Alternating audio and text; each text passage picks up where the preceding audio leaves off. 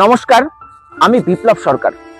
2016 সালের যোগ্য শিক্ষক শিক্ষিকা এবং শিক্ষাকর্মীদের জীবনে, বিশেষ করে শিক্ষাকর্মীদের জীবনে এই মুহূর্তে যে তীব্র যন্ত্রণা চলছে, সেই যন্ত্রণা নিয়ে আজ আমি আমার ভিডিওটি উপস্থাপন করছি। ভিডিওর শুরুতেই একজন শ্রদ্ধেয় শিক্ষিকা 2016 সালের প্যানেলের, যার বয়স এই মুহূর্তে 55 বছর, শুরুতেই তার বক্তব্য আমরা শুনে নিই, যে বক্তব্য তিনি তার পরীক্ষার দিন রেখেছিলেন। তারপর আমি আমার ব্যক্তিগত মত এই প্রসঙ্গে উপস্থাপন করছি। বয়সের ছাড় আমি তো 16 সালের আনটেন্টেড ক্যান্ডিডেট। পরীক্ষায় মানে শিক্ষকতা করেছেন 7 বছর। কত? 7 হলো। তা কি বলবেন, মানে এই যে আমার কিচ্ছু বলার নেই। কাঁদছেন কেন? আজ আমি যেতাম পরীক্ষা দিতে, আজ আমাকে এখানে পরীক্ষা দিতে আসতে হচ্ছে। এটাই আমার বড় কষ্ট। করে যোগ্যতার পরীক্ষা দিতে হবে আপনাকে।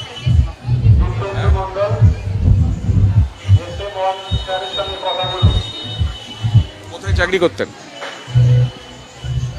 বর্ধমানে। আমাকে বলেন না, আমি ঠিক নেই, মাথা আমার ঠিক নেই।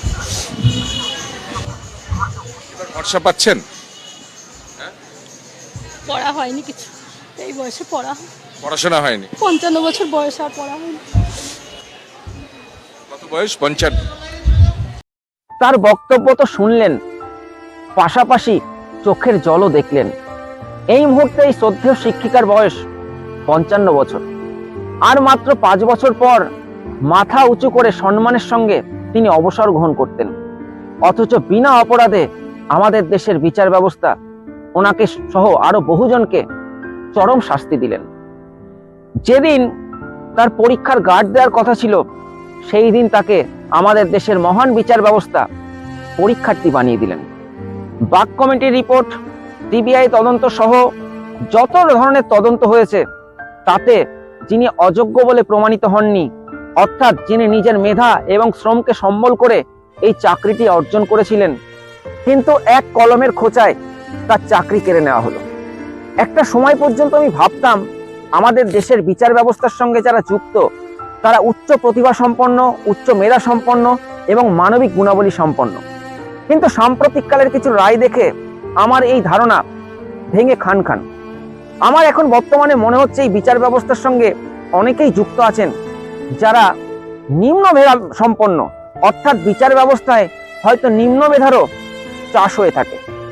যোগ্য অযোগ্য পৃথক হয়ে যাওয়ার পরও যে অমানবিকভাবে, চূড়ান্ত অমানবিকভাবে সকলের চাকরি একসঙ্গে কেড়ে নেওয়া হলো, এরকম রায় ইতিপূর্বে আমাদের দেশের কোথাও হয়েছে কিনা আমার অন্তত জানা নেই।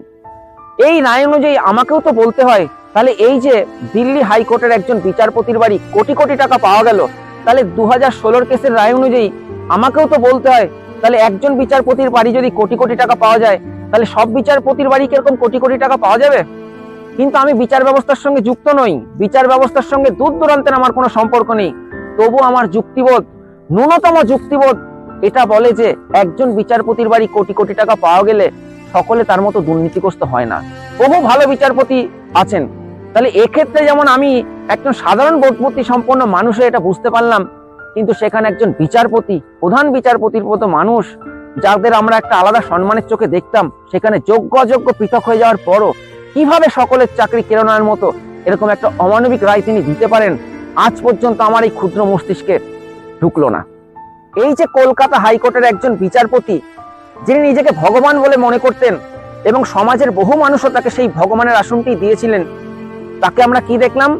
অবসর গ্রহণের আগেই প্রথা ভেঙে তিনি একটি রাজনৈতিক দলে যোগ দিলেন এবং বর্তমানে তিনি সেই দলের এমপি। এবং তিনি তার একাধিক বক্তব্যে বলেছেন, বিচারপতি থাকাকালীন তার সঙ্গে নাকি ওই দলের নেতাদের যোগাযোগ ছিল।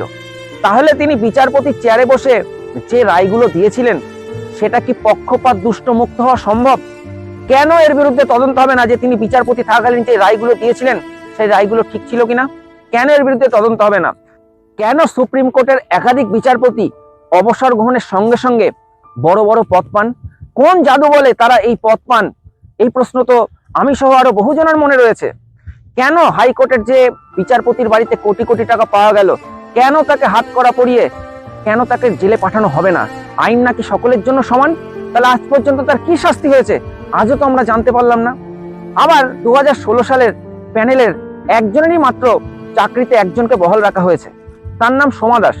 তার প্রতি পূর্ণ সম্মান রেখেই বলছি, তিনি কিন্তু মেধা তালিকা মেনে চাকরি পাননি। তাকে চাকরিতে কেন বহাল রাখা হয়েছে?